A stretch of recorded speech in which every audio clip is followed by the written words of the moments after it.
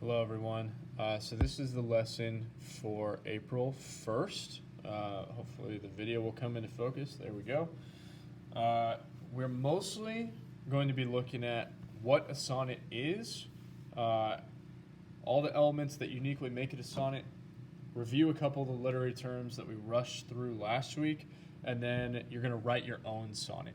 So some of these terms that are going to come up today are actually the ones that you made your flashcards for on March 25th: meter, stress, foot, and IM.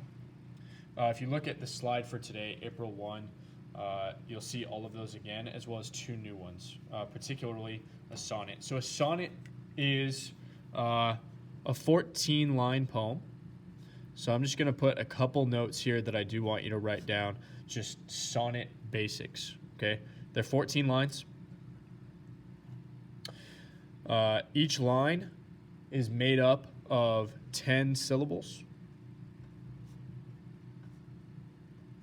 So kind of like, remember back to the haiku, how a haiku is 5 syllables in the first line, 7 syllables in the next line, and 5 syllables in the last line.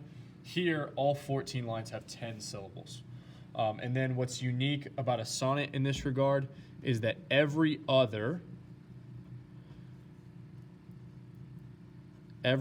syllable is stressed, which by default then every other syllable is unstressed. And we'll see that pattern down here with the highlighted white and gray sections, how it goes back and forth between stressed and unstressed syllables.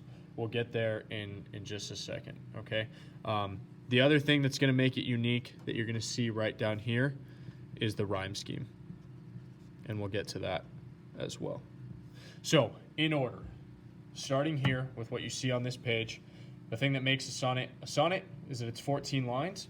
It's basically in 3 sections. Lines 1 through 4 go together, lines 5 through 8 go together, and lines 9 through 14 are the third kind of larger chunk that all operates as one unit. Again, there's 10 syllables per line. We're going to break down just the first line here. It says, as an imperfect actor on the stage. That's the first line. There's 10 syllables. Every other syllable is stressed. In other words, it has a stronger inflection. And that altogether is the meter, the unit of rhythm in poetry that the sonnets follow. The stresses, if you want to go back to the definitions, a stress is a syllable uttered in a higher pitch with greater emphasis than the others. So there's a greater emphasis and a higher pitch on all of these that are highlighted gray than there is on the ones highlighted in white. Now, together, one unstressed syllable along with a stressed syllable makes up what's called a foot. A foot usually contains one stressed syllable and at least one unstressed syllable. So there are these units that make up the lines together, that make up the meter or the rhythm that the poetry follows. And an iamb is a metrical foot used in that poetry. So in this case, these meters are 2 syllables with an unstressed and a stressed syllable, and together, 5 of them in a row in each line create what's called iambic pentameter. So that's the last definition that you see on the April 1 slides. An iambic pentameter is a line of verse with 5 metrical feet, each consisting of one short or unstressed syllable, followed by one long or stressed syllable. For example, the prologue that we read the other day starts, 2 households both alike in dignity. And then here, this one starts, as an imperfect actor on the stage, and then another line, who with his fear is put beside his part. Now, again, this is the iambic pentameter, the meter, the rhyme scheme that makes sonnets unique.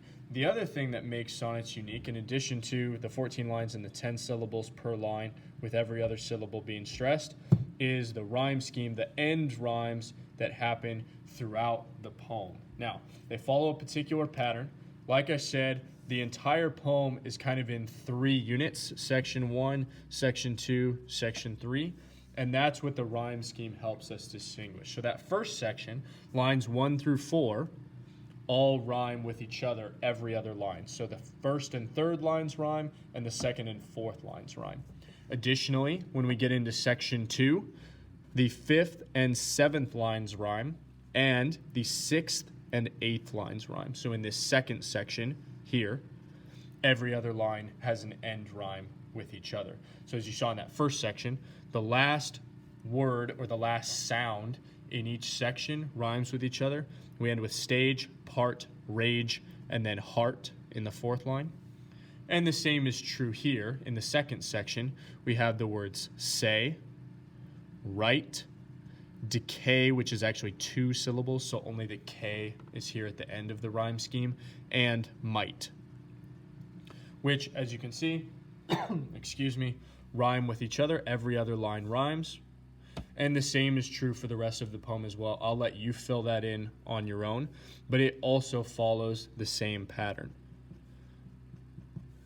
The 9th and 11th lines rhyme with each other, and then the 10th and 12th lines rhyme, followed by, at the very end, lines 13 and 14. They just rhyme with each other. And that is one thing that kind of lets you know that the poem is ending and that the sonnet is over. You get to the end, and the last 2 lines just rhyme with each other rather than being every other line. So, again, one last time, that's a brief breakdown of all of the things that make a sonnet unique. If you want, you can continue to fill out this chart, and you can finish the rhyme scheme as well as you can break down some of the additional lines and see if you can break up the syllables to find out all 10 that make up the iambic pentameter. But the main thing that I want you to do as a result of this activity is the instructions on the back. So you're going to create your own sonnet.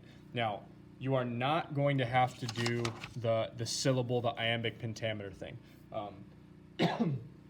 If your lines do have 10 syllables, awesome, but that sounds like a real chore. So if your line only has 4 syllables or 8 syllables or they're mismatched, I don't even care, okay? The only thing that I do want you to have is the rhyme scheme, and that's written here. So I want each line to rhyme with the appropriate corresponding line that it's supposed to. So lines 1 and 3 rhyme, lines 2 and 4 rhyme with each other, lines 5 and 7 rhyme with each other, so on and so forth.